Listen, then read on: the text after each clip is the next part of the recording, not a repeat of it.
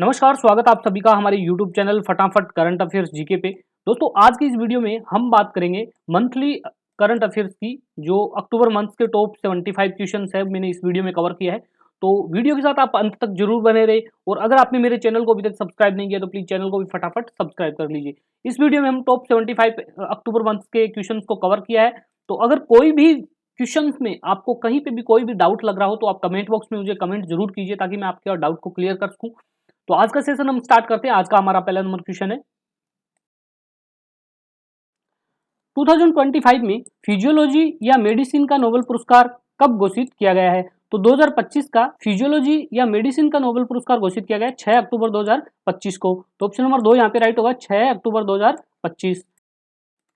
Nobel पुरस्कार है, total 6 sector में दिया जाता है, और अभी चिकित्सा के क्षेत्र में जो नोबेल पुरस्कार दिया जाएगा उसकी घोषणा की गई है। कहां से की है? Nobel assembly Karolinska institute Stockholm Sweden के द्वारा इसकी घोषणा की गई है। कब की गई थी? 6 अक्टूबर 2025 को। और इस पुरस्कार के विजेता कौन है? तो इस पुरस्कार के विजेता है समोन सकागुची, जापान के वैज्ञानिक है।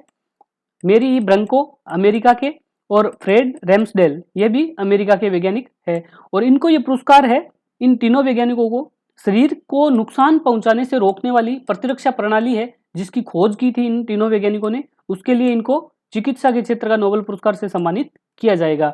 और नोबेल पुरस्कार है, इसकी शुरुआत कब हुई थी? इसकी शुरुआत हुई थी 1901 में। 1901 में शुरुआत हुई थी। अल्फ्रेड नोबेल नाम के वैज्ञानिक थे स्वीडन के, जिन्होंने अभियंता और डायनामाइट आविष्कार किए थे। उनके उपलक्ष्य में ये पुरस्कार की शुरुआत की गई थी।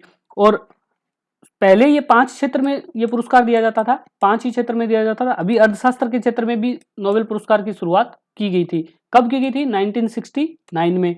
और टोटल 6 सेक्टर में ये पुरस्कार दिया जाता है, भौतिकी, रसायन विज्ञान, चिकित्सा, साहित्य, शांति और अर्थशास्त्र। अर्थशास्त्र को 1969 में जोड़ा गया था। और नोबेल असेंबली का मुख्यालय कहाँ है? स्टॉकहोम स्वीडन में। स्थापना हुई थी 1977 में। नेक्स्ट क्वेश्चन है, अक्टूबर 2025 में आयोजित भारत युग के द्विपक्षीय समुद्री अभ्यास का नाम क्या रखा गया है? तो ये नाम रखा गया है कोकण 2025। तो ऑप्शन नंबर 2 यहाँ पे राइट होगा, कोकण। और इसका आयोजन है ये 5 से 12 अक्टूबर 2025 को किया गया है। युद्ध अभ्यास का नाम रखा गया कोकण, और ये द्विपक्षीय समुद्री अभ्यास रहा है जिसमें भारतीय नौसेना और यूनाइटेड किंगडम की रॉयल नेवी के द्वारा इसमें हिस्सा लिया गया है। और अतिरिक्त प्रतिभागी की अगर हम बात करें तो नॉर्वे और जापान की नौसेना ने इसमें अतिरिक्त प्रतिभागी के रूप में हिस्सा लिया है। और ये कहाँ पे आयोजित किया गया था? तो ये किया गया है भारत के पश्चिमी तट के पास समुद्र में इसका आयोजन किया गया है। और भारत की ओर से आईएनएस विक्रांत और यूके की ओर से एचएमएस प्रिंस ऑफ वेल्स ने इसमें हिस्सा लिया है। और बात अगर भारतीय नेवी की आती है तो भारत के नौसेना के प्रमुख कौन है? एडमिरल दिनेश त्रिपाठी। दिनेश त्रिपाठी है वो भारत के नौसेना के प्रमुख है। और कौन से नंबर के? 26वें नंबर के, जो 30 अप्रैल 2024 को इनको अपॉइंट किया गया था। नेक्स्ट क्वेश्चन है, हाल ही में भारत और इंडोनेशिया नौसैनिक अभ्यास समुद्र शक्ति 2025 का 5वां संस्करण कहां पे आयोजित किया गया है? तो इसका आयोजन किया गया है विशाखापट्टनम में। तो ऑप्शन नंबर 3 यहाँ पे राइट होगा, विशाखापट्टनम। अभी हम बात करते हैं समुद्र शक्ति 2025 के बारे में। तो समुद्र शक्ति 2025 है, ये भारतीय नौसेना और इंडोनेशियाई नौसेना के बीच संयुक्त द्विपक्षीय नौसेना अभ्यास है। इस बार इसका 5वां संस्करण आयोजित किया गया था। कहाँ पे? आंध्र प्रदेश के विशाखापट्टनम में। कब हुआ है? तो ये 14 से 17 अक्टूबर 2025 को आयोजित किया गया था। इसका मुख्य उद्देश्य क्या है? तो इसके उद्देश्य की अगर हम बात करें तो दोनों नौसेनाओं के बीच समुद्री सहयोग, पारस्परिक समझ और परिचालन क्षमता को मजबूत करना इसका मुख्य उद्देश्य रहेगा। ठीक है, अब हम बात करते हैं कि इसमें भाग लेने वाले जो युद्धपोत है, कौन कौन से शिप इसमें भाग लिया था। तो भारत की ओर से आईएनएस कवारती ने हिस्सा लिया है, और इंडोनेशिया की ओर से केआरआई जॉनली ने इसमें हिस्सा लिया है। बात करते हैं इसके पहले संस्करण की, तो इसका पहला संस्करण आयोजित किया गया था 2018 में। कहाँ पे हुआ था? इंडोनेशिया के सुरबाया में। ठीक है, पूर्व संस्करण चौथा एडिशन कहाँ पे हुआ था? तो वो 17 से 19 मई 2023 को हुआ था दक्षिणी चीन सागर में। ठीक है, और ये अभ्यास है भारत की जो एक्ट ईस्ट नीति है उसके तहत आयोजित किया जाता है। ठीक है, इंडोनेशिया के साथ आयोजित होता है। और इंडोनेशिया की अगर बात करें तो उसकी राजधानी है जकार्ता, और मुद्रा है इंडोनेशियाई रुपया। नेक्स्ट क्वेश्चन है, भारत द्वारा पहली बार आयोजित इन रोकन द्विपक्षीय नौसैनिक अभ्यास कौन से देश के साथ किया गया है? तो ये किया गया है साउथ कोरिया के साथ। तो ऑप्शन नंबर 2 यहाँ पे राइट होगा, साउथ कोरिया। और इसमें इंडियन नेवी और रिपब्लिक ऑफ कोरिया नेवी है, साउथ कोरिया की नेवी इसमें हिस्सा लेगी। और यह भारत और दक्षिण कोरिया के बीच होने वाली पहली द्विपक्षीय नौसैनिक अभ्यास है। ठीक है, और इसका उद्देश्य समुद्री सुरक्षा, आपसी संचालन क्षमता और रणनीतिक साझेदारी को मजबूत करना। और इसका स्थान की अगर हम बात करें तो संभवतः भारत के पूर्वी तट और कोरिया सागर इसमें स्थान रहेगा। और बात करें दक्षिणी कोरिया की तो उसकी कैपिटल है सियोल और करेंसी है south Korean von. Next question है, भारत और ऑस्ट्रेलिया के बीच आयोजित ऑस्ट्रिया हिंद 2025 संयुक्त सैन्य अभ्यास कहाँ पे आयोजित किया गया है? तो ये आयोजित किया जा रहा है पार्थ ऑस्ट्रेलिया में। तो ऑप्शन नंबर 3 यहाँ पे राइट होगा, पार्थ ऑस्ट्रेलिया। और इस साल है जो इसका 4th एडिशन आयोजित किया गया है। डेट की अगर हम बात करें तो 13 से 26 अक्टूबर 2025 को आयोजित किया जा रहा है पार्थ ऑस्ट्रेलिया में। और लास्ट एडिशन कब हुआ था?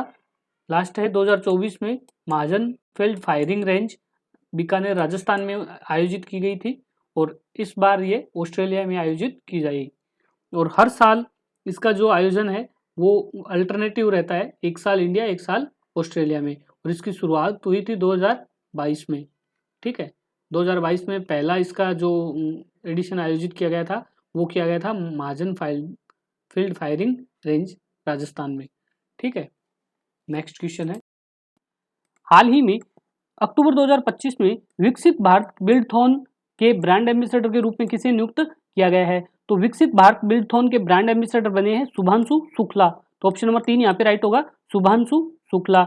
और अक्टूबर 2025 में ग्रुप कैप्टन शुभांशु शुक्ला को अंतर्राष्ट्रीय अंतरिक्ष स्टेशन ISS तक पहुंचने वाले पहले भारतीय बने हैं जिन्हें विकसित भारत बिल्डथॉन के ब्रांड एम्बेसडर के रूप में नियुक्त किया गया है। और इसका मुख्य उद्देश्य है, ये पहल है, ये शिक्षा मंत्रालय के द्वारा शुरू की गई है, जिनका उद्देश्य कक्षा 6 से 12 तक के छात्रों को नवाचार और समाधान निर्माण की दिशा को प्रेरित करना है।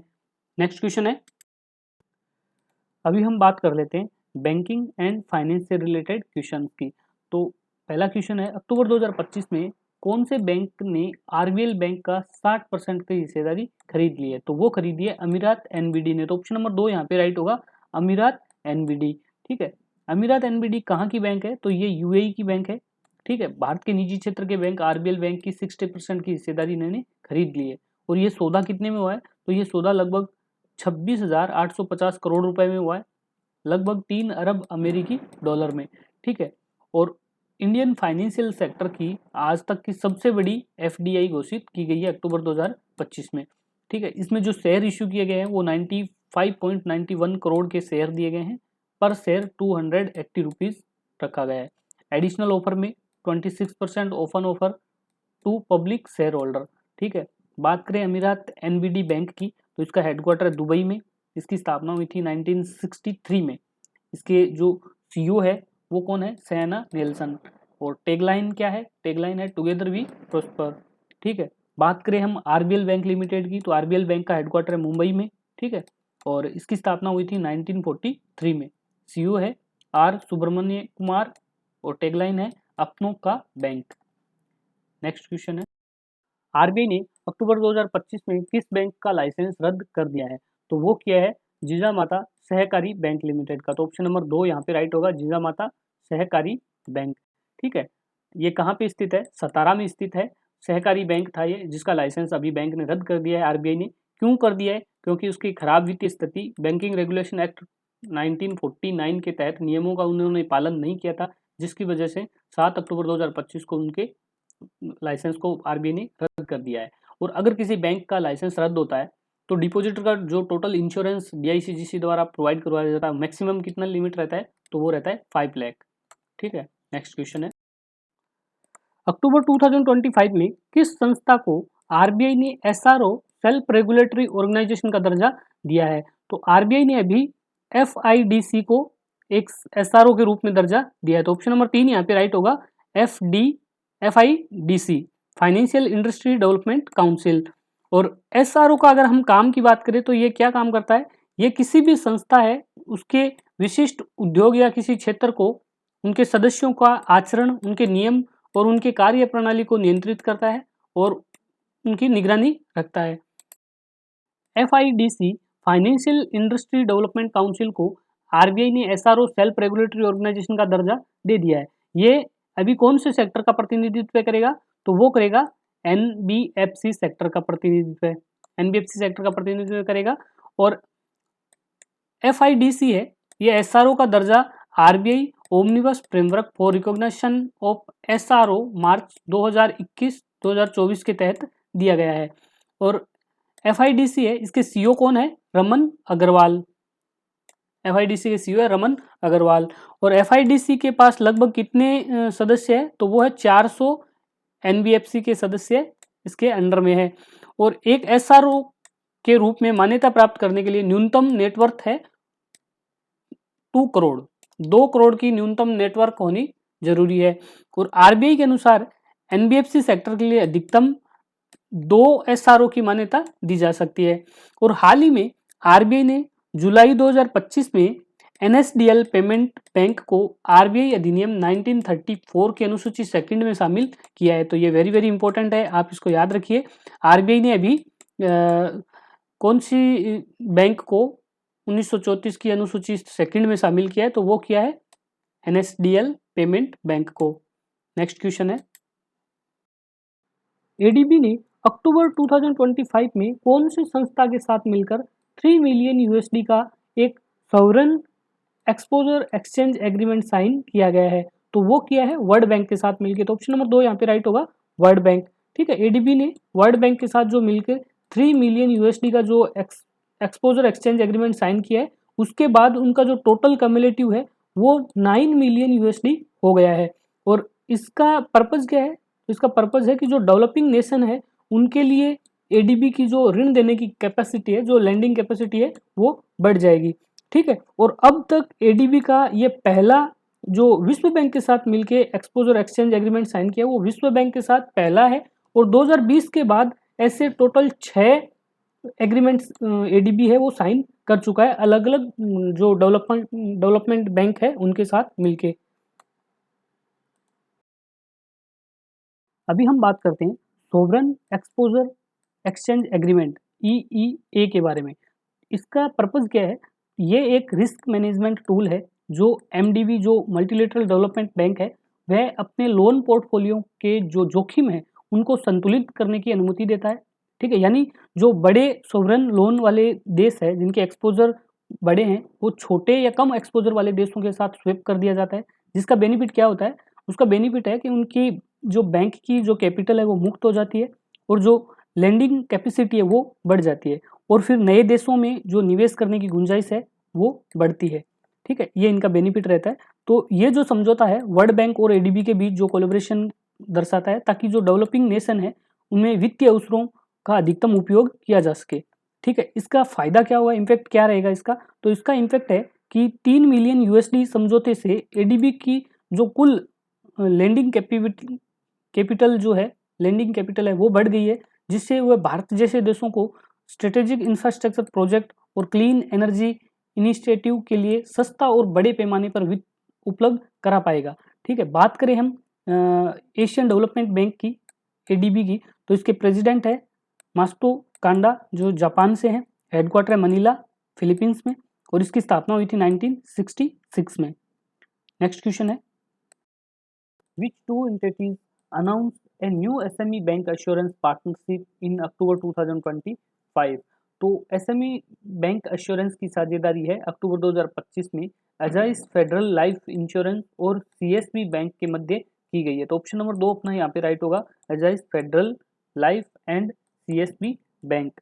ठीक है, और इनका पर्पज है भारत में जो SME के सूक्ष्म लघु और मध्य उद्यम के व्यक्ति है और इंडिविजुअल जो बिजनेसमैन है उन सबको जीवन बीमा का समाधान प्रदान करना। ठीक है, इन अक्टूबर 2025 क्लियरिंग कॉरपोरेशन की फाइनेंशियल इंडिपेंडेंस का प्रस्ताव किसने दिया है? तो क्लियरिंग कॉरपोरेशन की फाइनेंशियल इंडिपेंडेंस का प्रस्ताव रखा गया है सेबी कॉन्स्टिट्यूटेड वर्किंग ग्रुप के द्वारा। तो ऑप्शन नंबर 2 यहाँ पे राइट होगा, सेबी कॉन्स्टिट्यूटेड वर्किंग ग्रुप। अक्टूबर 2025 में the security and exchange board of India SEBI द्वारा गठित वर्किंग ग्रुप ने, जिनकी अध्यक्षता रामा सुब्रमण्यम RS गांधी के द्वारा किया गया था, जो फॉर्मर डिप्टी गवर्नर है of reserve bank of India के। ठीक है, उन्होंने क्लियरिंग कॉरपोरेशन जैसे NSE क्लियरिंग लिमिटेड है, जिनके लिए जो ट्रांजेक्शन चार्ज है उसको बढ़ाने के लिए प्रस्ताव दिया है। ठीक है, करंट फी स्ट्रक्चर की बात करें तो करंट फी स्ट्रक्चर क्या है, तो NSE क्लियरिंग का जो करंट फी स्ट्रक्चर है, जिसमें NSE से ओनली 5 to 6% फी मिलती है। ठीक है, लेकिन अभी जो नया प्रस्ताव दिया गया है उसका स्ट्रक्चर के अकॉर्डिंग फी बढ़ाकर 25% से 25% या उससे अधिक किया जा सके, ऐसा प्रस्ताव रखा है। बात करें हम सेबी की, तो सेबी की स्थापना कब हुई थी, तो सेबी की स्थापना हुई थी 12 अप्रैल 1988, नॉन स्टैट्यूटरी बॉडी के रूप में इसकी स्थापना की गई थी। बाद में स्टैट्यूटरी पावर 30 जनवरी 1992 को सेबी एक्ट 1992 के तहत आया था।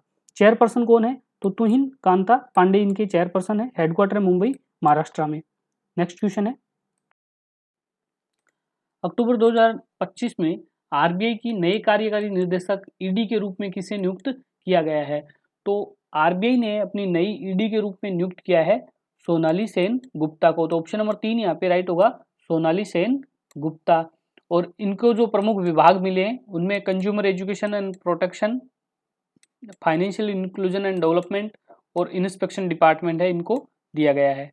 नेक्स्ट क्वेश्चन है, अक्टूबर 2025 में आरबीआई का नया एजुकेटिव डायरेक्टर कौन बना है, तो आरबीआई ने नए एजुकेटिव डायरेक्टर के रूप में नियुक्त किया है संजय कुमार हंसदा को। तो ऑप्शन नंबर 2 यहाँ पे राइट होगा, संजय कुमार हंसदा। और इनका जो कार्यकाल है ये प्रभावी कब से होगा, तो ये होगा 3 मार्च 2026 से। ठीक है, हम बात करें इनकी पूर्व भूमिका की, तो ये वरिष्ठ सलाहकार के रूप में कार्य किया है अंतर्राष्ट्रीय मुद्रा कोष में। और नई जिम्मेदारी जो इनको मिली है, ये आरबीआई के department of economy and policy research DEPR का संचालन देखेंगे। ठीक है, अब हम बात करें ईडी के कार्य की कि ईडी का प्रमुख काम क्या होता है, तो ईडी है वो विभागों का संचालन करना, उसका मुख्य कार्य होता है। जो भी विभाग इसको अलॉट हुआ है वो उन विभाग का संचालन करेगा। ईडी किसी भी विशेष विभाग या विभाग का संचालन करना, जैसे कि अभी उनको department of economy and policy research department दिया गया है, तो ये विभाग के रोजमर्रा के कार्य, उनके जो नीति निर्माण है, रिपोर्टिंग की जिम्मेदारी है, ये सभी ईडी देखता है। और फिर ईडी अपनी जो भी विभागीय गतिविधि है, उनकी नीतिगत सुझाव है, वो सभी डिप्टी गवर्नर को नियमित रूप से रिपोर्ट करता है। और आरबीआई के टोटल हम डिप्टी गवर्नर की बात करें तो वो कितने हैं, तो वो है 4। कौन कौन से हैं, आरबीआई के जो डिप्टी गवर्नर है उनकी अगर हम बात करें तो आरबीआई के टोटल डिप्टी गवर्नर कितने होते हैं, वो होते हैं 4, जिसमें से अभी सतीश चंद्र मुर्मू है, इनको आरबीआई ने अपना नया डिप्टी गवर्नर नियुक्त किया गया है। किनके स्थान पे नियुक्त किया है, तो वो किया है एम राजेश्वर राव है, उनके स्थान पर इनको नया डिप्टी गवर्नर नियुक्त किया गया है, जो अभी 9 अक्टूबर को अपने पद से सेवानिवृत्त हुए हैं। 9 अक्टूबर को एम राजेश्वर राव है, उनकी जगह पे सतीश चंद्र मुर्मू को नियुक्त किया गया है। उसके बाद नंबर 2 है टी रवि शंकर है, इनको कॉर्पोरेट स्ट्रेटेजी, बजट डिपार्टमेंट, ये सभी अभी नई जिम्मेदारी इनको दी गई है। ठीक है, नंबर 3 है स्वामीनाथन जानकी रमन है, इनके पास सबसे ज़्यादा 10 विभागों का प्रबंध इनको दिया गया है। ठीक है, जिसमें अभी कुछ नए विभाग भी जोड़ दिए गए, जैसे central security cell, right to information. ठीक है, ये विभाग भी स्वामीनाथन जानकी रमन को दिया गया है। उसके बाद है पूनम गुप्ता, इनके पास 6 विभाग दिए गए हैं, जिसमें से इंपॉर्टेंट है monetary policy department, international department, financial stability department, ये सभी इनके अधीन दिया गया है। तो इन चारों जो 4 डिप्टी गवर्नर है, इन सब का नाम आप ध्यान में रखिए, नाम और इनका डिपार्टमेंट कौन कौन सा है। नेक्स्ट क्वेश्चन है, अक्टूबर 2025 में अमेरिकन एक्सप्रेस और एचडीबी फाइनेंशियल सर्विस पर जुर्माना किस संस्थान ने लगाया है, तो वो लगाया रिजर्व बैंक ऑफ इंडिया ने। तो ऑप्शन नंबर 3 यहाँ पे राइट होगा, reserve bank of India.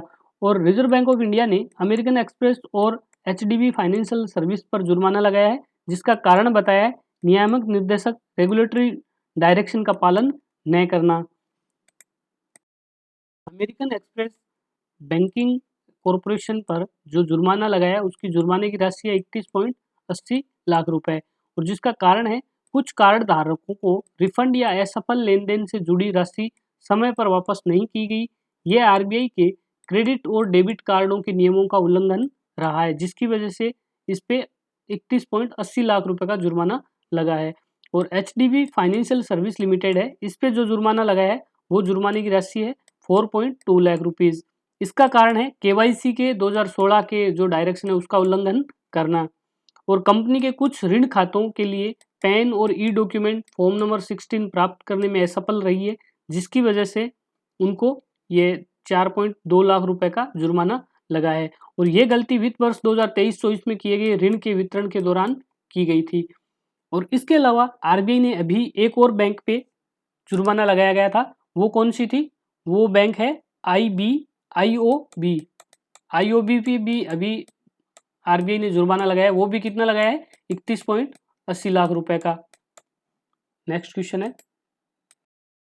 Who was the honoured with BRICS international award 2025? तो ब्रिक्स इंटरनेशनल अवार्ड है 2025 का, ये किसे दिया गया है? तो ये दिया गया है अबुसियान खरखोराव को। तो ऑप्शन नंबर 3 यहाँ पे राइट होगा, अबुसियान खरखोराव। कौन है ये अबुसियान खरखोराव? तो ये है farmer deputy prime minister of the Republic of Dagestan के। ठीक है, ये सम्मान इनको कब दिया गया है? तो ये अक्टूबर 2025 में इनको सम्मानित किया गया है, honoured with BRICS international award 2025 से। इसका कंट्रीब्यूशन क्या था जिनकी वजह से इनको यह सम्मान दिया गया है? तो इन्होंने spiritual education, cultural development and marital innovation में इन्होंने अहम भूमिका निभाई है, जिनकी वजह से इनको यह सम्मान दिया गया है। और इस इवेंट को किसने होस्ट किया था? तो इनको इस इवेंट को होस्ट किया था state of Duma of Russian federation in Moscow, Russia में इसको होस्ट किया गया था। ऑर्गेनाइजर कौन थे? तो इसके ऑर्गेनाइजर है the Times of Russia group and BRICS culture media forum BCMF के द्वारा इसको ऑर्गेनाइज किया गया था। और इस आयोजन के दौरान द टाइम्स ऑफ रशिया का पुनः शुभारंभ किया गया था। समाचार समूह है द टाइम्स ऑफ रशिया, जिसके लिए रीब्रीथ ऑफ टाइम्स ऑफ रशिया नाम दिया गया, जिसका उद्देश्य है पत्रकारिता की सच्चाई, संस्कृति और वैश्विक संवाद, ग्लोबल डायलॉग्स की भूमिका को पुनः स्थापित करना। बात आई है ब्रिक्स की, तो हम यहाँ पे एक बार क्विक रिवीजन कर लेते हैं ब्रिक्स के बारे में। तो ब्रिक्स का गठन कब हुआ था? तो ब्रिक्स का गठन हुआ था 2009 में। संस्थापक कंट्री कौन सी है? तो वो है ब्राजील, रशिया, इंडिया और चाइना। 4 कंट्री ने मिलकर ब्रिक्स की स्थापना की थी। साउथ अफ्रीका को कब ऐड किया गया था? तो 2010 में साउथ अफ्रीका को ऐड कर लिया था। उसके बाद ब्रिक्स के कुल सदस्य कंट्री हो गए 5। ठीक है, ब्रिक्स का बैंक कौन सा है? तो ब्रिक्स का बैंक है न्यू डेवलपमेंट बैंक, NDB है ब्रिक्स का बैंक है। हेडक्वार्टर इसका संघाई चीन में। स्थापना कब हुई थी? 2014 में। ठीक है, भारत में ब्रिक्स शिखर सम्मेलन कब आयोजित किया गया था? तो भारत में अब तक 3 बार ब्रिक्स शिखर सम्मेलन आयोजित किया जा चुका है, 2012, 16 और 21 में। ठीक है, 2025 का ब्रिक्स समिट है वो कहाँ पे हुआ था? तो वो हुआ था ब्राजील में। ठीक है, याद रखिए 2025 ब्रिक्स शिखर सम्मेलन है वो कहाँ पे आयोजित हुआ? ब्राजील में। और इस बार इसका विषय क्या था वो आप मुझे कमेंट बॉक्स में जरूर बताइए। ठीक है, 2025 ब्रिक्स समिट का विषय क्या था? बात करते हैं ब्रिक्स देशों का संयुक्त जीडीपी की, तो लगभग 32% वैश्विक जीडीपी है ब्रिक्स कंट्री की। ठीक है, ब्रिक्स कंट्री की पॉपुलेशन कितनी है? तो वो 40% से अधिक है विश्व जनसंख्या की। ठीक है, ब्रिक्स की मुख्य संस्था कौन कौन सी है? तो वो है NDB, CRA, बिजनेस काउंसिल और थिंक टैंक काउंसिल। CRA का स्थापना कब हुआ था? तो CRA की स्थापना हुई थी 2014 में, 2014 में इसकी स्थापना हुई थी। ठीक है, बात करें ब्रिक्स के नवीनतम पुरस्कार की, तो वो पुरस्कार किसे दिया गया है? तो वो पुरस्कार दिया गया है अबुसियान खरखोराव को। ठीक है, और अभी ब्रिक्स ने जो इंटरनेशनल अवार्ड दिया गया है ब्रिक्स का, इसके साथ ही कौन से मीडिया समूह का पुनः स्थापना की है? तो वो की है द टाइम्स ऑफ रशिया की। ठीक है, नेक्स्ट क्वेश्चन है, हाल ही में 42वां अंतर्राष्ट्रीय नागरिक उड्डयन संगठन ICAO का महासभा सत्र कहाँ पे आयोजित हुआ है? तो ये हुआ है मॉन्ट्रियल, कनाडा में। तो ऑप्शन नंबर 3 यहाँ पे राइट होगा, मॉन्ट्रियल, कनाडा। इस कार्यक्रम की अगर हम बात करें तो इस बार इसका 42वां सत्र आयोजित किया गया है international civil aviation organisation assembly का, और ये स्थान रहा है मॉन्ट्रियल, कनाडा में। तारीख रही है 23 सितंबर से 3 अक्टूबर 2025 तक, और इसमें 192 सदस्य देशों ने भाग लिया था। और इसका उद्देश्य रहा है वैश्विक नागरिक उड्डयन की नीतियों और प्राथमिकताओं को तय करना। और इस प्रोग्राम में भारत की जो भागीदारी रही है उसका हम अगर बात करें तो भारत की तरफ से प्रतिनिधित्व किया है रमेश कुमार, जो सचिव है नागरिक उड्डयन मंत्रालय के, जिन्होंने भारत का प्रतिनिधित्व किया है रमेश कुमार ने। और ये भारतीय विमानपत्तन प्राधिकरण AAI के सहित अन्य संगठन के भी वरिष्ठ अधिकारी हैं। और भारत की इसमें उपलब्धि की अगर हम बात करें तो भारत को ICAO काउंसिल पार्ट सेकंड के लिए 2025 से 2028 की अवधि हेतु पुनः निर्वाचित किया गया है। और इस बार भारत को 2022 की तुलना में अधिक मत प्राप्त हुए थे इसमें। और ICAO महासभा है, इसके बारे में अगर हम बात करें तो इसकी स्थापना हुई थी 1944 में, शिकागो कन्वेंशन के तहत इसकी स्थापना की गई थी। हेडक्वार्टर है मॉन्ट्रियल कनाडा में। सदस्य कंट्री की बात करें तो 193 कंट्री है इसके मेंबर। और 36 सदस्यीय निकाय है जो 3 वर्ष के लिए चुना जाता है। और महासभा की अगर बात करें तो सर्वोच्च निर्णय लेने वाली 3 संस्था हर 3 वर्ष में आयोजित की जाती है। और इसमें प्रत्येक सदस्य को मत देने का अधिकार प्राप्त होता है अनुच्छेद 49 के तहत। नेक्स्ट क्वेश्चन है, state of social justice 2025 report किसने जारी की है? तो ये की है ILO ने। तो ऑप्शन नंबर 3 यहाँ पे राइट होगा, ILO इंटरनेशनल लेबर ऑर्गेनाइजेशन के द्वारा ये रिपोर्ट जारी की गई है। कब की गई थी? सितंबर 2025 में। और इसके मुख्य बिंदु की अगर हम बात करें तो दुनिया पहले से अधिक समृद्ध, स्वस्थ और शिक्षित है, लेकिन असमानता और लाभों का विवरण काफी असमान रहा है। इस रिपोर्ट में यही बताया गया है।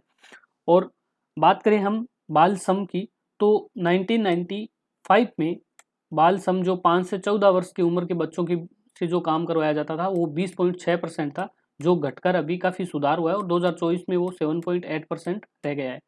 वहीं बात करें हम गरीबी की तो गरीबी 1995 में 39% थी, वो घट के 2023 में 10% रह गई है।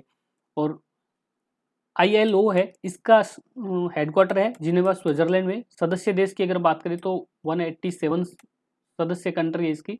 और स्थापना की बात करें तो 1919 में इसकी स्थापना की गई थी। नेक्स्ट क्वेश्चन है, भारत की ग्लोबल हंगर इंडेक्स 2025 में रैंक क्या रही है? तो भारत है वो ग्लोबल हंगर इंडेक्स रैंक 2025 में 102 नंबर पे रहा है। तो ऑप्शन नंबर 2 यहाँ पे राइट होगा, 102। ठीक है। और इस बार इनका जो स्कोर रहा है वो रहा है 25.8%। ठीक है। और ये रैंक है, ये टोटल 123 देशों की सूची में पोजीशन भारत की 102 नंबर पे रही है। ठीक है। और स्कोर उन्होंने किया है 25.8। ठीक है। वही बात करें 2024 की तो 2024 में भारत का रैंक था 105 नंबर पे। ठीक है। और स्कोर रहा था भारत का उस टाइम 27.3। ठीक है। और अगर हम कंपैरिजन करें भारत के पड़ोसी देशों से तो अभी पाकिस्तान की जो रैंक है इस लिस्ट में तो वो है 106 नंबर पे। वही बांग्लादेश है 114 नंबर पे और नेपाल रहा है 85 पे। बात करें हम चीन की तो चीन है वो काफ़ी अच्छी पोजीशन के साथ 1 से 25 के बीच में अपनी रैंक रखता है। ठीक है। और इसमें टॉप रैंक की अगर हम बात करें तो टॉप रैंक पे अर्मानिया है फर्स्ट पे, बेलारूस है सेकंड पे। और वही लोवेस्ट रैंक की बात करें तो 123 नंबर पे है सोमालिया। नेक्स्ट क्वेश्चन है, global investment risk and resilience index 2025 में भारत की रैंक क्या है? तो इस लिस्ट में भारत की जो रैंक है वो है 155 नंबर पे। तो ऑप्शन नंबर 3 यहाँ पे राइट होगा, 155। Global investment risk and resilience index 2025 में भारत की जो रैंक है 155वें स्थान पर है। ठीक है। की फैक्ट की बात करें तो ये कौन पब्लिश करता है? तो इसको पब्लिश किया जाता है हेनले एंड पार्टनर्स और इनके जो पार्टनरशिप है विथ एल्फा जियो के साथ। ठीक है। इनके द्वारा ये लिस्ट है ये पब्लिश की जाती है इंडेक्स। ठीक है। टॉप रैंक कंट्री की अगर हम बात करें तो फर्स्ट पोजीशन पर स्विट्जरलैंड, सेकंड पे डेनमार्क, थर्ड पे नॉर्वे, सिंगापुर फोर्थ पे और स्वीडन है वो 5th स्थान पे है।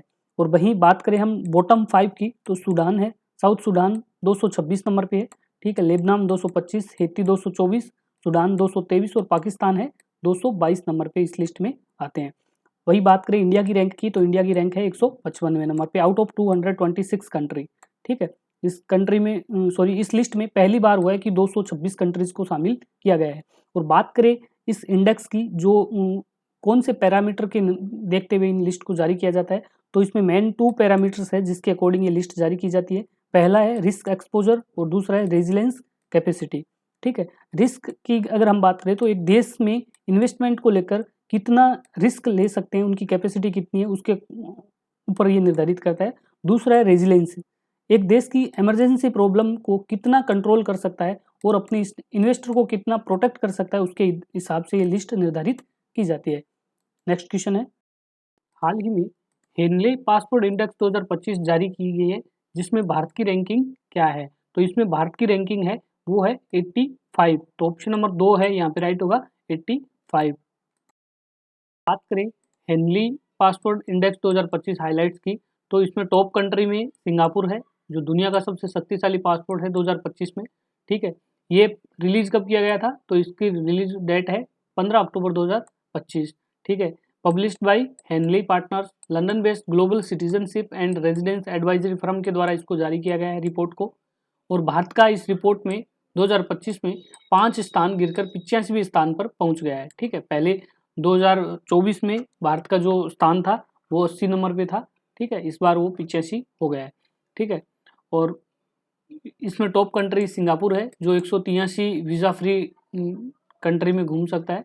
ठीक है, इंडिया रैंक, अगर हाईएस्ट रैंक की बात करें तो 71 रैंक रही थी 2006 में, और सबसे लोएस्ट रैंक की बात करें तो 90 रही थी 2021 में।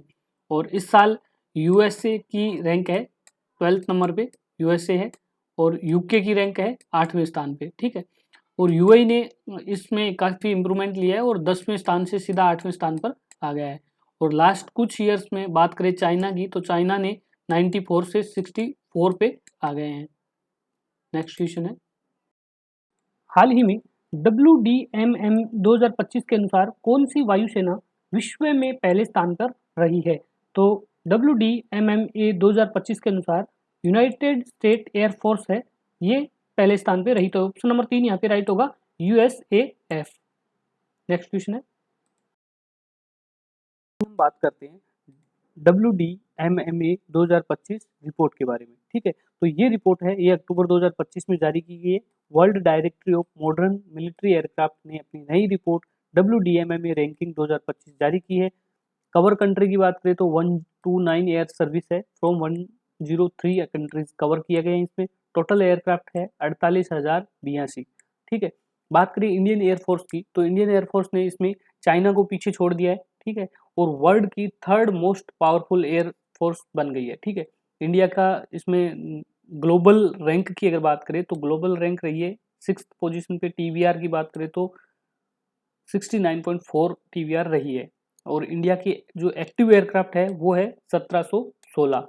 ठीक है, वहीं ग्लोबल ओवरऑल ग्लोबल स्ट्रेंथ की बात करें तो 3rd पोजीशन पे इंडिया रहा है इफेक्टिवनेस और कैपेबिलिटी वाइज। ठीक है, वही बात करें हम जो लोवेस्ट लिस्ट में जो सबसे नीचे स्थान पे रहा है वो है अफगानिस्तान की एयरफोर्स, 107 नंबर पे रहे। टीवीआर की बात करें तो बिल्कुल कम है, 0.3 है।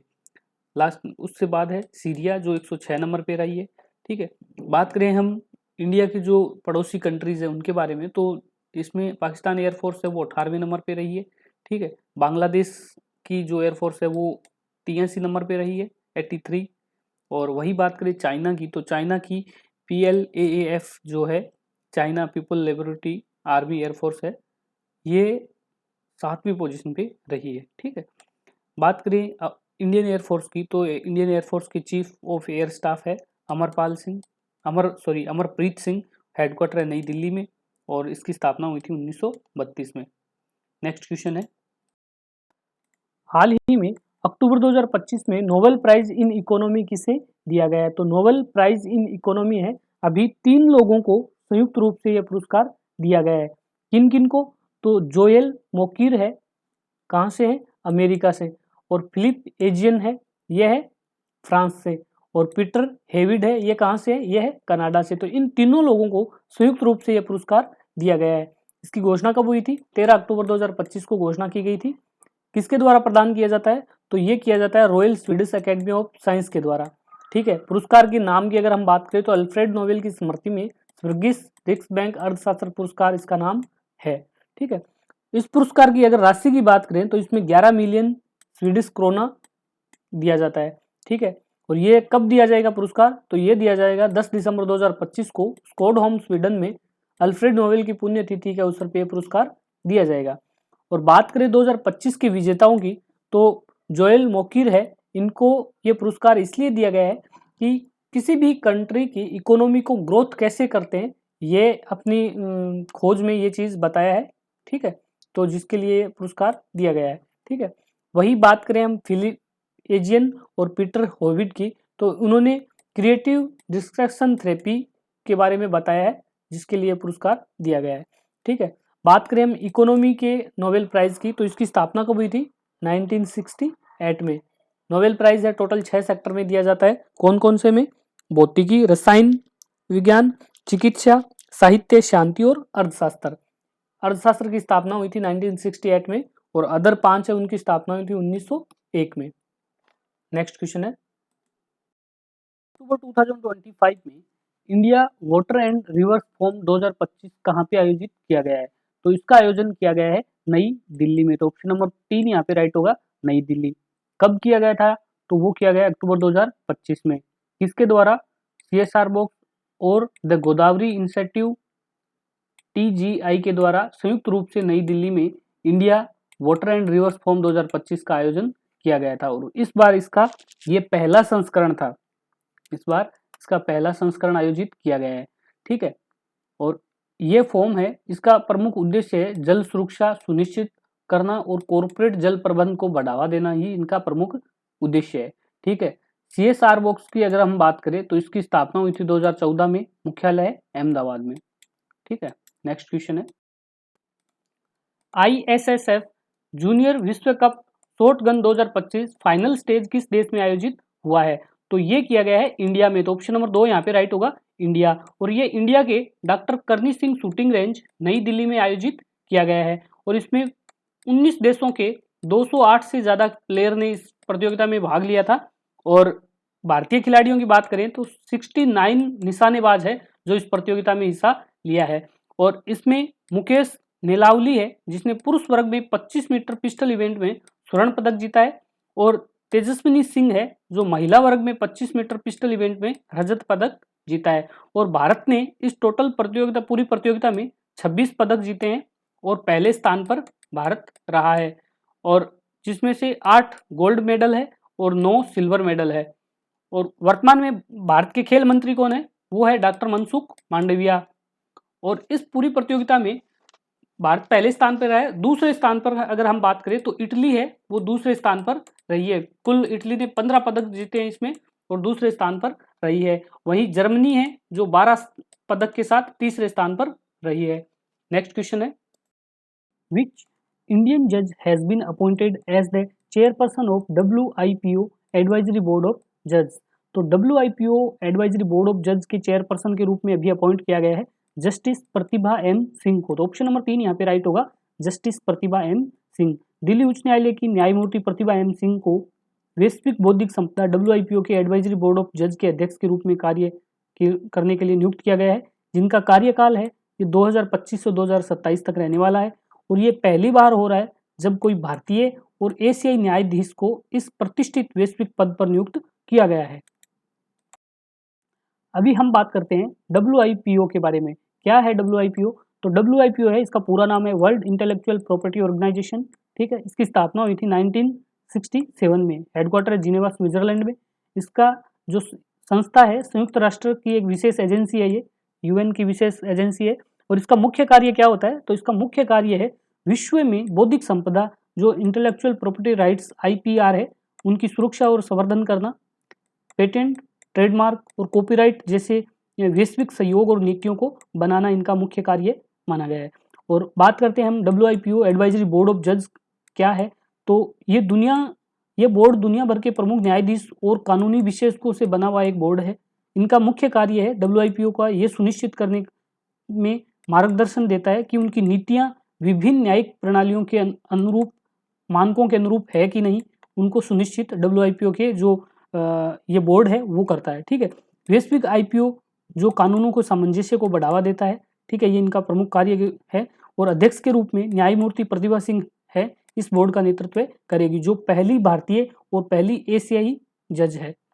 नेक्स्ट क्वेश्चन है, हाल ही में वर्ष 2025-26 के लिए फिक्की ने अपना अध्यक्ष निर्वाचित के लिए किसे नियुक्त किया है? तो वो किया है अनंत गोयनका को। तो ऑप्शन नंबर 3 यहाँ पे राइट होगा, अनंत गोयनका।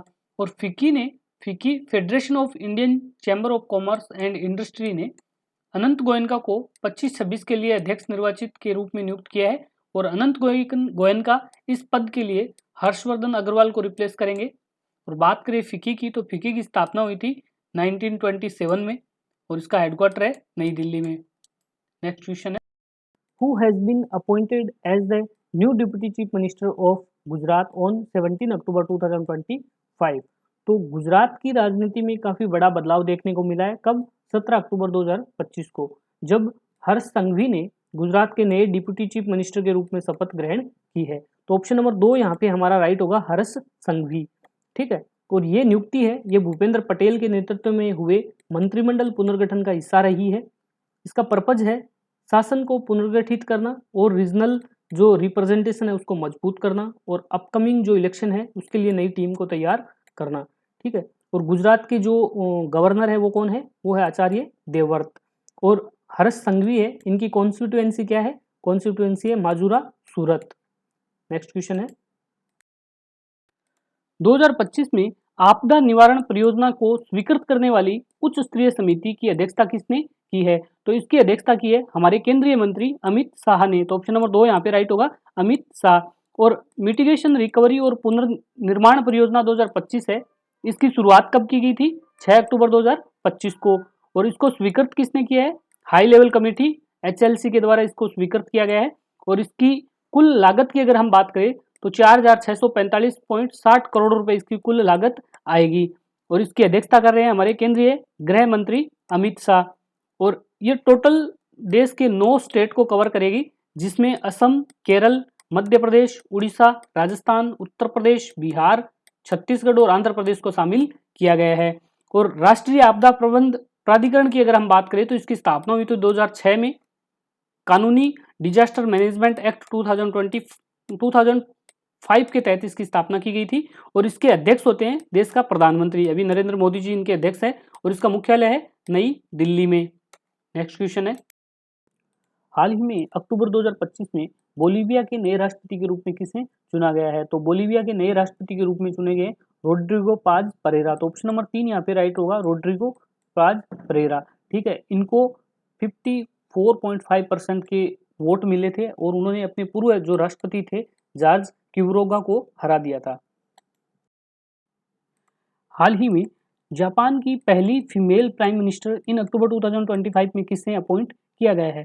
तो जापान की पहली महिला प्रधानमंत्री के रूप में नियुक्त किए गए हैं साने तकाइची को। तो ऑप्शन नंबर 2 यहाँ पे राइट होगा, साने तकाइची। ठीक है, जापान की पहली महिला प्रधानमंत्री है। पार्टी कौन सी है इसकी? तो इसकी पार्टी है लिबरल डेमोक्रेटिक पार्टी, LDP इसकी पार्टी है। पूर्ववर्ती कौन है? सेगेरू इशिबा। ठीक है, इनके प्रतिद्वंदी जो थे वो थे योशिहिको नाडा, जिनको इन्होंने हराया था। और इनको कुल मत मिले थे 237 लोअर हाउस से और 125 अपर हाउस में। ठीक है, इनका उपनाम जो है वो है आयरन लेडी ऑफ जापान। ठीक है, इनकी जो नीति है वो आबे नोमिक्स इनकी प्रमुख नीति है। राजधानी की अगर बात करें तो जापान की राजधानी है टोक्यो और मुद्रा है जापानी येन। और जापान की ये जो पहली प्राइम मिनिस्टर बनी है वो जापान की जो टोटल प्राइम मिनिस्टर है अभी 104 नंबर की प्रधानमंत्री के रूप में उन्होंने पदभार ग्रहण किया है। Who has been appointed as the first Asian chair of the IUCN Species Survival Commission SSC? SSC के फर्स्ट एशियन चेयर अपॉइंट किए गए हैं विवेक मेनन को। तो ऑप्शन नंबर 2 यहाँ पे राइट होगा, विवेक मेनन, जो international union for conservation of nature के फर्स्ट एशियन चेयर के रूप में नियुक्त किए गए हैं।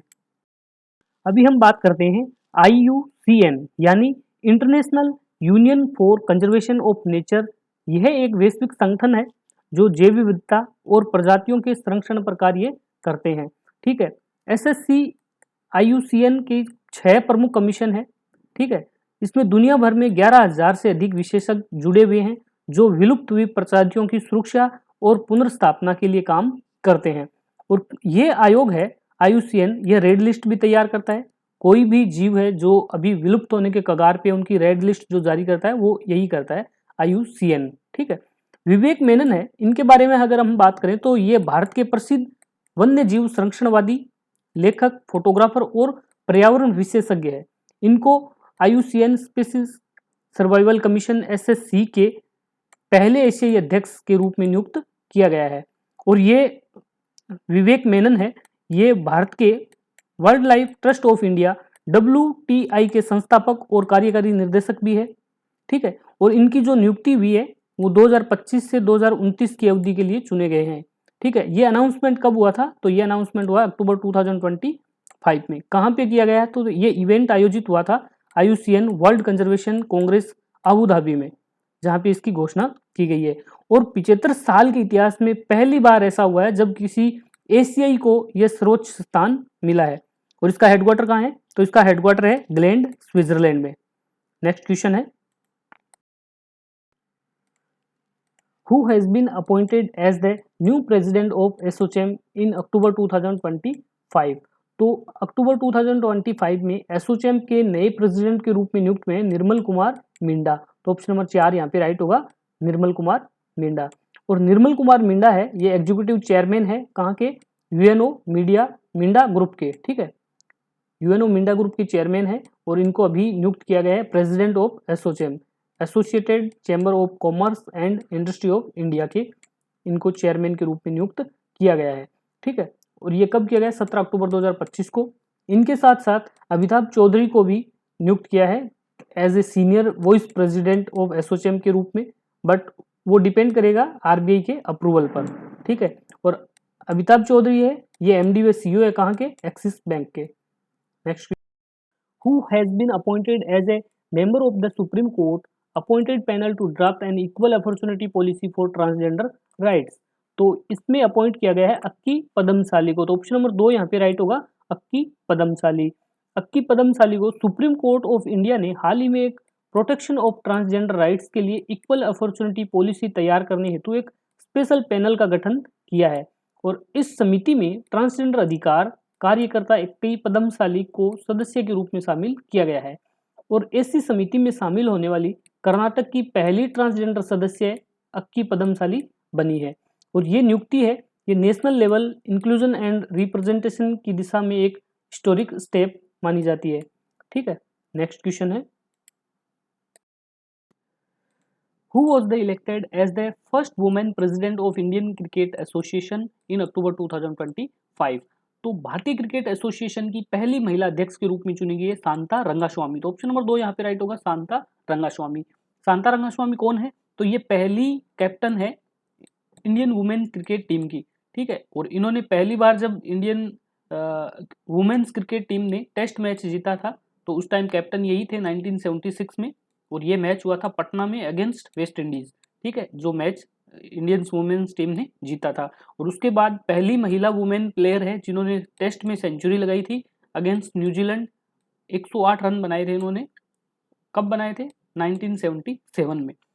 इनको अर्जुन अवार्ड भी मिला है। कब मिला था? 1976 में। पहली महिला क्रिकेटर है जिन्होंने ये अर्जुन अवार्ड मिला था 1976 में। और BCCI life time achievement award भी इनको दिया गया है। कब? 2017 में। ठीक है। बात करें अदर अपॉइंटमेंट्स की तो शांता रंगास्वामी के साथ साथ वेंकट सुंदरम सेक्रेटरी और दीपक जैन है ट्रेजरी के रूप में भी नियुक्त किए गए हैं। और बात करें ICA के हेडक्वार्टर की तो इनका हेडक्वार्टर कहाँ है? इनका हेडक्वार्टर है मुंबई, महाराष्ट्र में। हाल ही में हुंडई मोटर इंडिया लिमिटेड के नए प्रबंध निर्देशक और मुख्य कार्यकारी अधिकारी MD व CEO के रूप में किसे नियुक्त किया गया है? तो वो किया है तरुण गर्ग को। तो ऑप्शन नंबर 2 यहाँ पे राइट होगा, तरुण गर्ग। ठीक है। हुंडई मोटर इंडिया लिमिटेड ने तरुण गर्ग को अपना नया मैनेजिंग डायरेक्टर और चीफ एग्जीक्यूटिव ऑफिसर के रूप में नियुक्त किया है। और इनका कार्यकाल कब से प्रभावी होगा? तो वो होगा 1 जनवरी 2026 से। ठीक है। और ये हुंडई मोटर इंडिया के इतिहास में पहली बार हुआ है कि जब कोई भारतीय कार्यकारी अधिकारी है इसका पदभार संभालेंगे, इसका हुंडई इंडिया का नेतृत्व करेंगे। कंपनी ने भारत में कब शुरुआत की थी? तो कंपनी ने भारत में शुरुआत की थी 1996 में। ठीक है। अब तक कंपनी के शीर्ष पदों पर केवल कोरियाई अधिकारी ही कार्यरत थे, बट अभी पहली बार भारतीय कोई कार्यकारी अधिकारी है जो इसका पदभार संभालेंगे। ठीक है। बात करें हम हुंडई मोटर्स की, तो इसका हेडक्वार्टर है सियोल दक्षिण कोरिया में, ठीक है। और तरुण गर्ग है, ये अभी उनसू किम का स्थान लेंगे, जो वर्तमान में हुंडई मोटर इंडिया लिमिटेड के वर्तमान प्रबंध निर्देशक और कार्यकारी अधिकारी है। नेक्स्ट क्वेश्चन है, अक्टूबर 2025 में भारत में ईपीएल का ब्रांड एम्बेसडर कौन नियुक्त हुआ है? तो इंग्लैंड प्रीमियर लीग है, इसके नए ब्रांड एम्बेसडर के रूप में नियुक्त हुए हैं, वो है संजू सैमसन। तो ऑप्शन नंबर 2 यहाँ पे राइट होगा, संजू सैमसन। अभी हम 2025 के जो नए अपॉइंटमेंट्स है उनके बारे में एक बार डिस्कशन कर लेते हैं। टीसीए कल्याणी है, इन्होंने भावनालाल का स्थान पर भारत के नए महालेखा नियंत्रक controller general of accounts CGA का पदभार संभाला है, ठीक है। भारत सरकार ने 1 अक्टूबर 2025 को राजीव वर्मा को दिल्ली का नया चीफ सेक्रेटरी नियुक्त किया है। सेंट्रल बैंक ऑफ इंडिया ने, सीबीआई ने एमडी व सीओ को नियुक्त हुए हैं, तो वो है कल्याण कुमार, ठीक है। लेफ्टिनेंट जनरल वीरेंद्र वत्स को राष्ट्रीय कैडर कोर एनसीसी के नए महानिर्देशक के रूप में नियुक्त किया है। एशियाई टेबल टेनिस चैंपियनशिप के ब्रांड एम्बेसडर ए शरद कमल को बनाया गया है, ठीक है। Union bank of India UBI के प्रबंध निर्देशक एवं एमडी व मुख्य कार्यकारी अधिकारी के रूप में आशीष पांडे को नियुक्त किया गया है। करोल नवरोकी को पोलैंड के नए अगले राष्ट्रपति के रूप में चुना गया है। श्री चंद्रशेखर जी ने बॉम्बे उच्च न्यायालय के मुख्य न्यायाधीश की शपथ ली है, ठीक है। कनाडा में भारत का राजदूत दिनेश के पटनायक को नियुक्त किया गया है, ठीक है। आरबीआई के पूर्व गवर्नर उर्जित पटेल को आईएमएफ के एग्जीक्यूटिव डायरेक्टर के रूप में नियुक्त किया गया है। ये 24वें आरबीआई के गवर्नर रह चुके हैं, ठीक है, भारत के। डॉक्टर मयंक शर्मा ने आधिकारिक तौर पर वित्तीय सलाहकार रक्षा सेवा का पदभार ग्रहण किया है, ठीक है। सीपी राधाकृष्णन जी है, जिन्होंने 12 सितंबर 2025 को उपराष्ट्रपति पद की शपथ ली है। भारतीय नौसेना के 47वें नए उप नौसेना प्रमुख के रूप में वाइस एडमिरल संजय वत्स को नियुक्त किया गया है। नेक्स्ट क्वेश्चन है, 2025 का नोबेल शांति पुरस्कार किसे दिया गया है? तो 2025 का नोबेल शांति पुरस्कार दिया गया है मारिया कोरिना माचादो को। तो ऑप्शन नंबर 3 यहाँ पे राइट होगा, मारिया कोरिना माचादो। और ये पुरस्कार है, ये मारिया कोरिना माचादो को दिया गया है, जो वेनेजुला की विपक्ष की नेता है, ठीक है। और इसे ये सम्मान दिए जाने का कारण है कि लोकतांत्रिक अधिकारों को बढ़ावा देना और तानाशाही से लोकतंत्र की शांतिपूर्ण रूपांतरण के लिए उनके अथक प्रयासों के लिए जो पुरस्कार है उनको दिया गया है। ये पहली वेनेजुलियन है जिसे नोबेल शांति पुरस्कार से नवाजा गया है, ठीक है। और ये पुरस्कार है, ये 10 दिसंबर 2025 को ओस्लो नॉर्वे में दिया जाएगा, अल्फ्रेड नोबेल की पुण्यतिथि पर, ठीक है। और शांति पुरस्कार है, ये पहले भारतीय कौन है जिन्होंने शांति पुरस्कार जीता था? तो वो जीता था मदर टेरेसा ने। 1979 में मदर टेरेसा ने मानव सेवा और करुणा के लिए ये पुरस्कार जीता था। उनका जन्म कब हुआ था? 1910 में उस्कूप में इनका जन्म हुआ था। 1951 में वो भारतीय नागरिक बनी थी और 1979 में उनको नोबेल शांति पुरस्कार से नवाजा गया था। उसके बाद कैलाश सत्यार्थी, जो 2014 में बाल मजदूरी और शोषण के विरुद्ध शिक्षा के अधिकार हेतु मलाला यूसुफजई के साथ ये पुरस्कार साझा किया था, कैलाश सत्यार्थी ने, उनको मिला था 2014 में उनको ये पुरस्कार दिया गया था। नेक्स्ट क्वेश्चन है, पुस्तक मैंने कैंसर को जीत लिया है के लेखक कौन है? तो मैंने कैंसर को जीत लिया है पुस्तक के लेखक है डॉक्टर पलकोंडा विजय आनंद रेड्डी। तो ऑप्शन नंबर 2 यहाँ पे राइट होगा, डॉक्टर पलकोंडा विजय आनंद रेड्डी, ठीक है। और इसको लॉन्च किया गया है 9 अक्टूबर 2025 को। किसके द्वारा? यूनियन मिनिस्टर जी कृष्णा रेड्डी के द्वारा इसको लॉन्च किया गया है। और इसमें जो कंटेंट की अगर हम बात करें तो 108 ऐसी कैंसर स्टोरी है जिसमें लोगों ने कैंसर को मात दे दी है, तो वो स्टोरी इसमें लिखी गई है और ये इंग्लिश, हिंदी और तेलुगु लैंग्वेज में अवेलेबल है।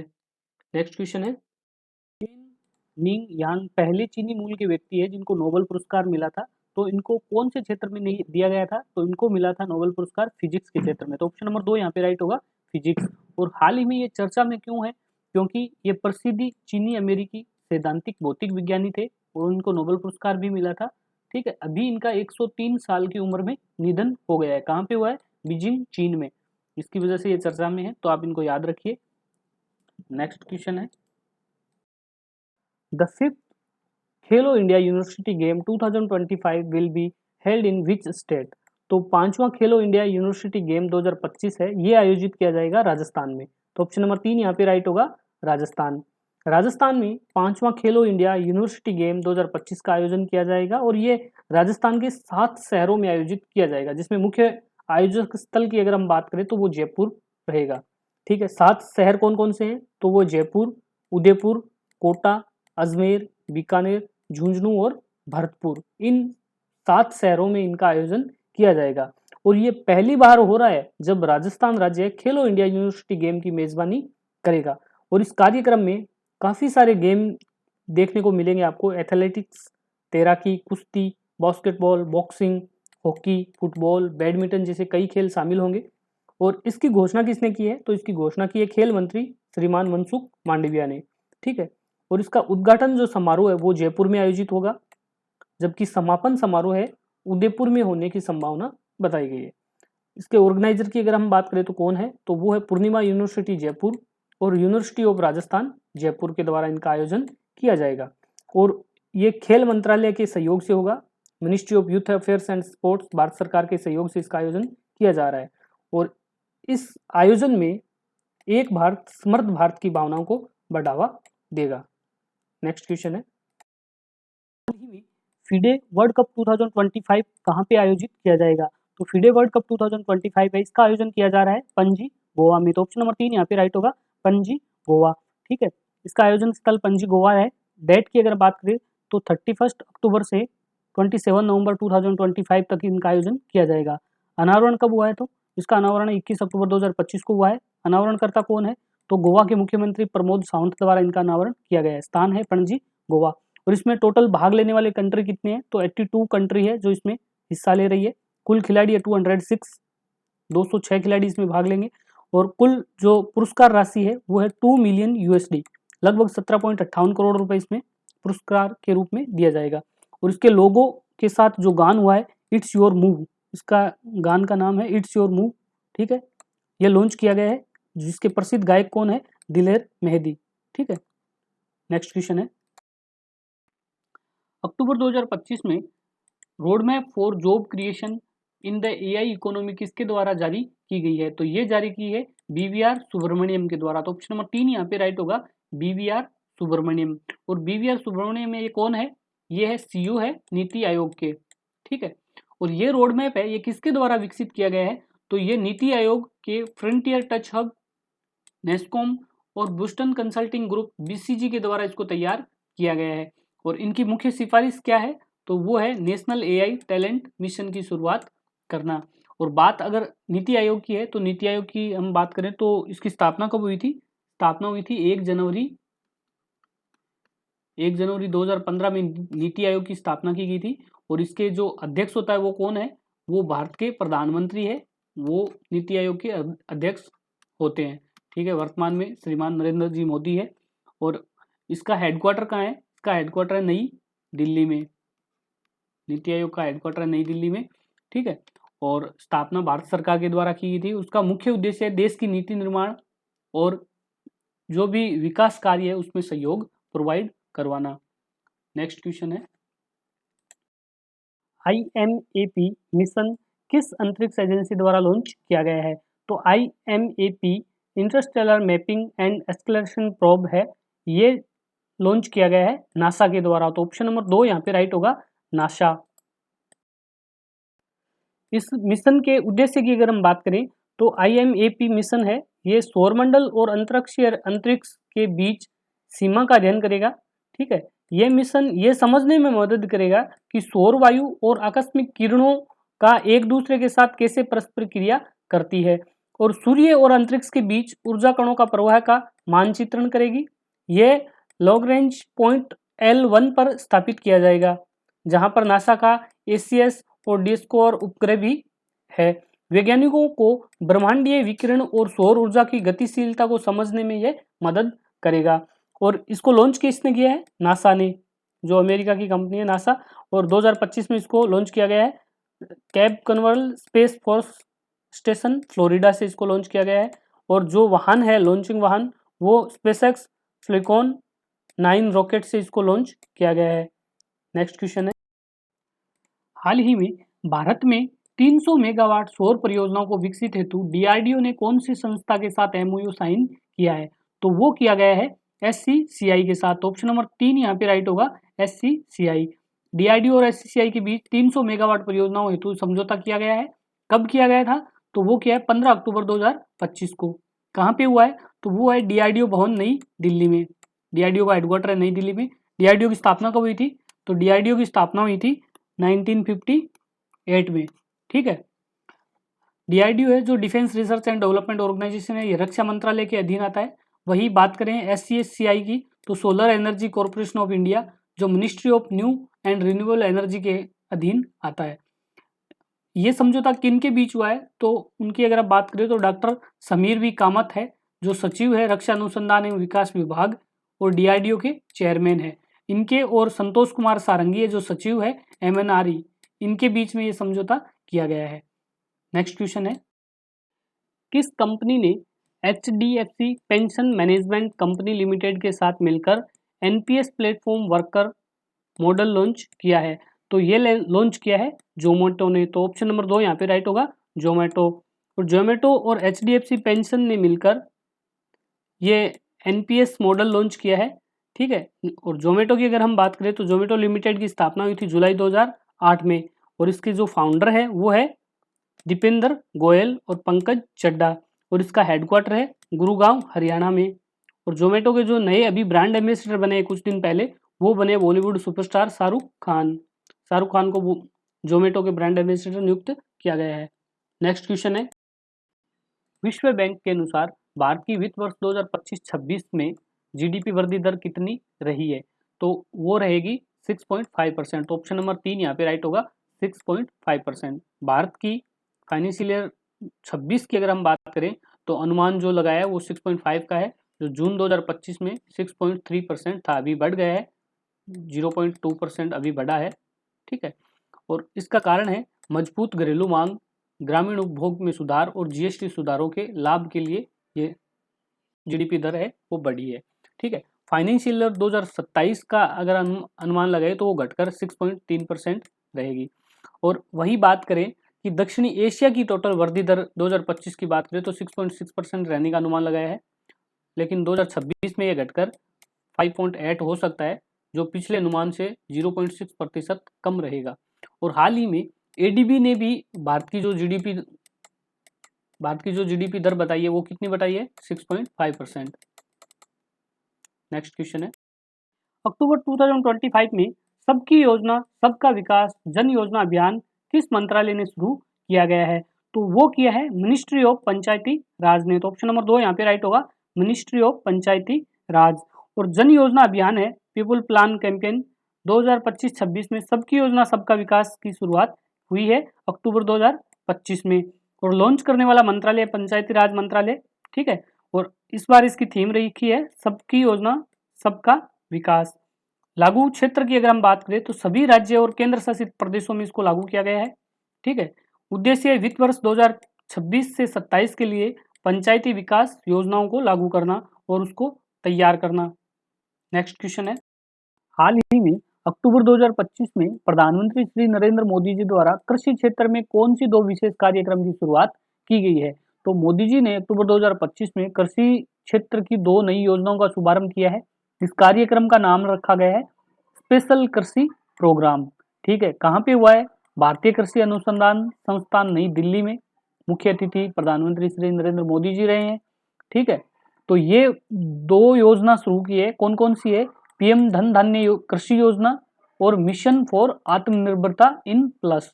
तो ऑप्शन नंबर 2 यहाँ पे राइट होगा, पीएम धन धान्य कृषि योजना और मिशन फॉर आत्मनिर्भरता इन प्लस। ठीक है। और इसमें कुल व्यय कितना आने वाला है? कुल खर्च की बात करें तो 35,440 करोड़ रुपए इसमें कुल खर्च आएगा। ठीक है।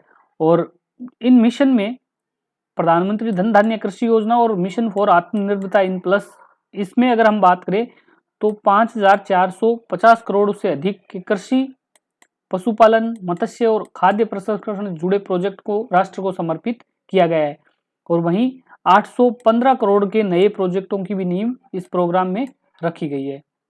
नेक्स्ट क्वेश्चन है, अक्टूबर 2025 में एनटीपीसी रिन्यूएबल एनर्जी लिमिटेड और कौन सी राज्य सरकार के साथ 15 गीगावाट नवीनीकरण ऊर्जा परियोजना को विकसित करने के लिए एमओयू पे हस्ताक्षर किया गया है? तो एनटीपीसी रिन्यूएबल एनर्जी लिमिटेड और गुजरात गवर्नमेंट के बीच ये समझौता हुआ है। तो ऑप्शन नंबर 2 यहाँ पे राइट होगा, गुजरात गवर्नमेंट। और ये समझौता है, ये कहाँ पे हुआ है? ये हुआ है मेहसाणा में।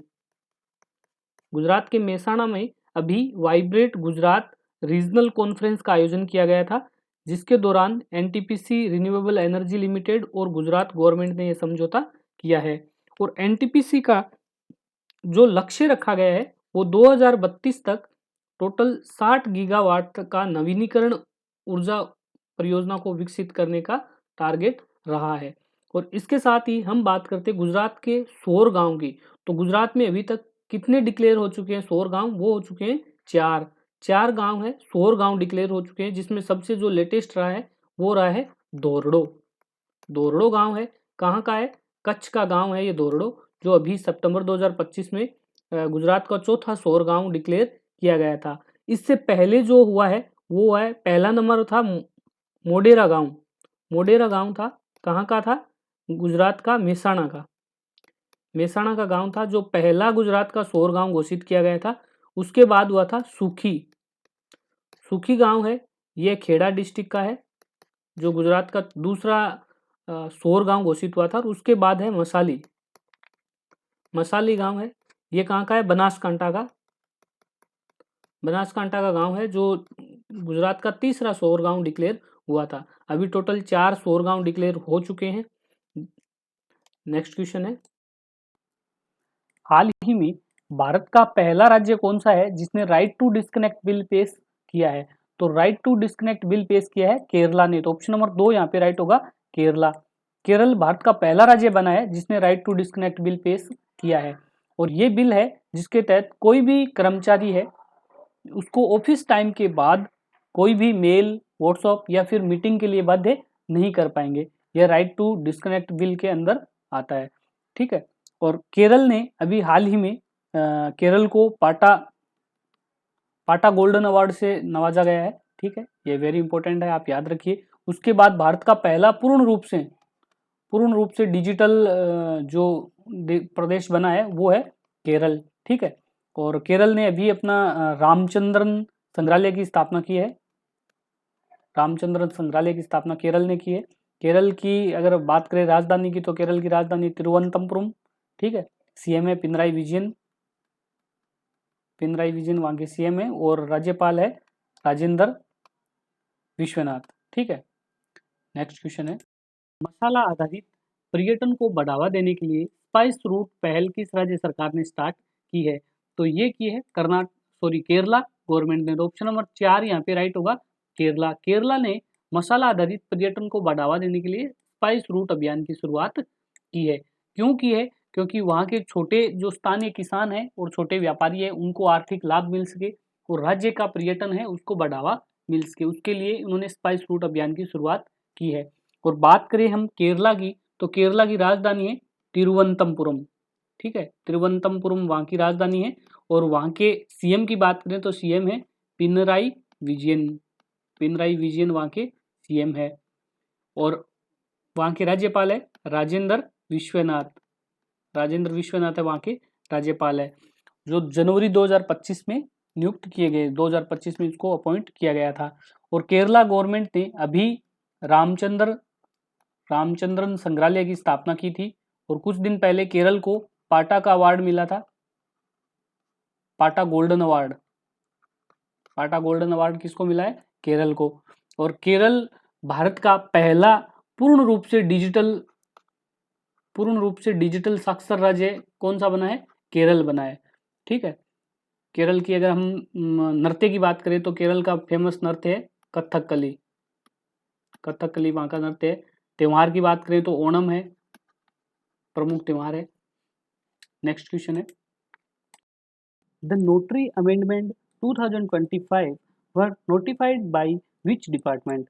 तो नोटरी संशोधन नियम 2025 है, ये department of legal affairs DLA के द्वारा अधिसूचित किया गया है। तो ऑप्शन नंबर 2 यहाँ पे राइट होगा, department of legal affairs. In October 2025 the Department of Legal Affairs under the Ministry of Law and Justice notified the Notary Amendment Rule 2025 through GSR 763E in the Extraordinary Gazetted in of India।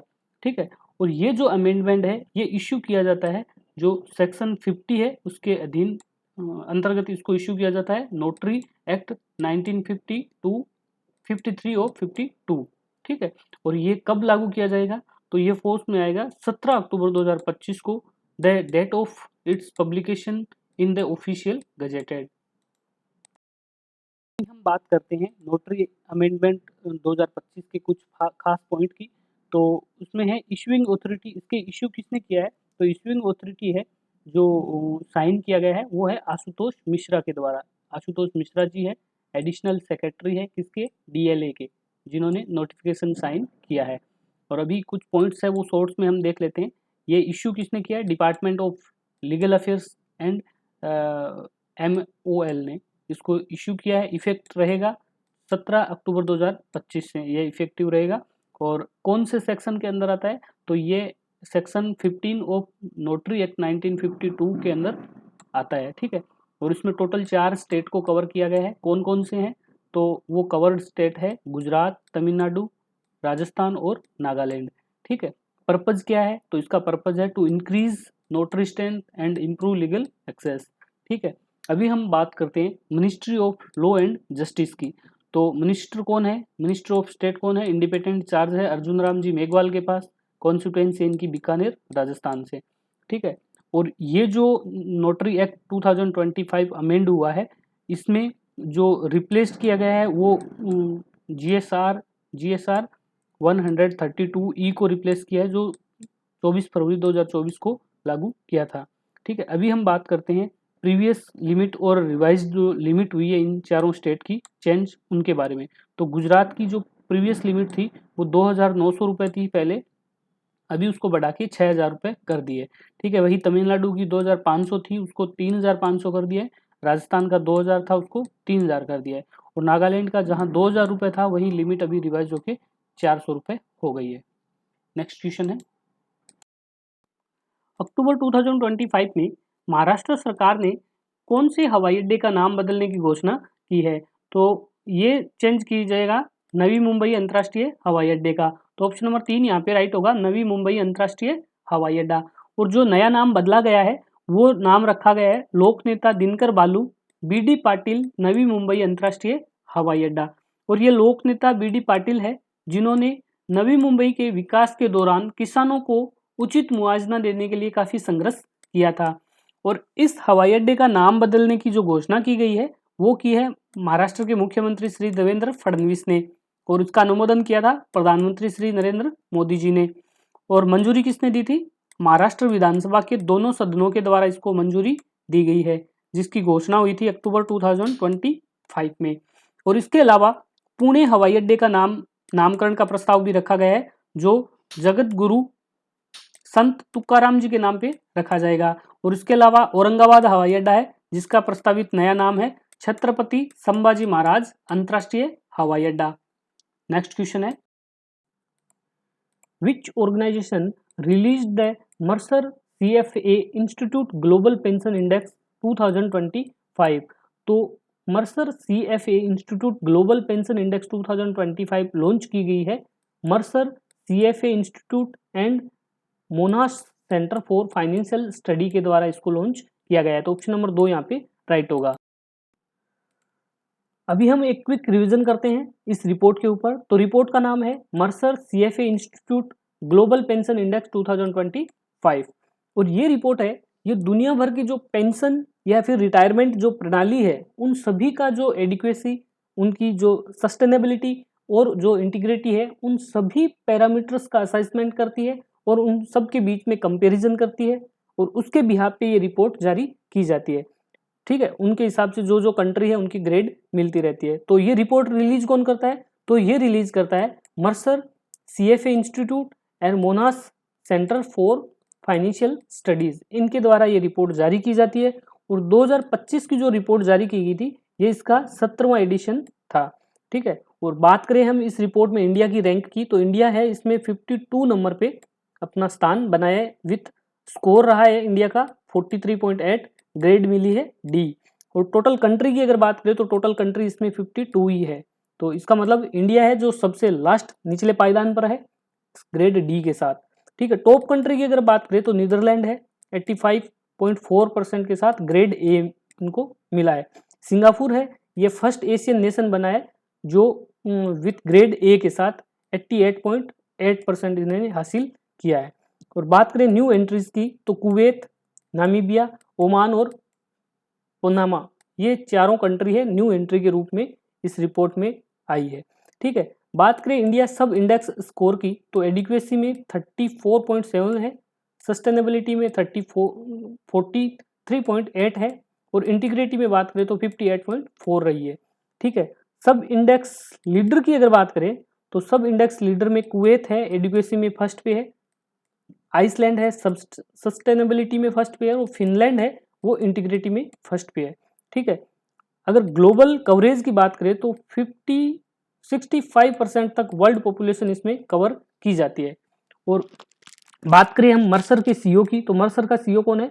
Pet Tomlinson. ठीक है, और headquarter इसका New York USA में, और इसका स्थापना कब हुई थी? 1945 में इसकी स्थापना की गई थी। तो दोस्तों आज का वीडियो हमारा यहीं पे समाप्त होता है। आपको वीडियो कैसा लगा प्लीज़ कमेंट बॉक्स में ज़रूर बताएं, और अगर आपने मेरे चैनल को अभी तक सब्सक्राइब नहीं किया तो प्लीज़ चैनल को भी फटाफट सब्सक्राइब कर लीजिए। Thank you.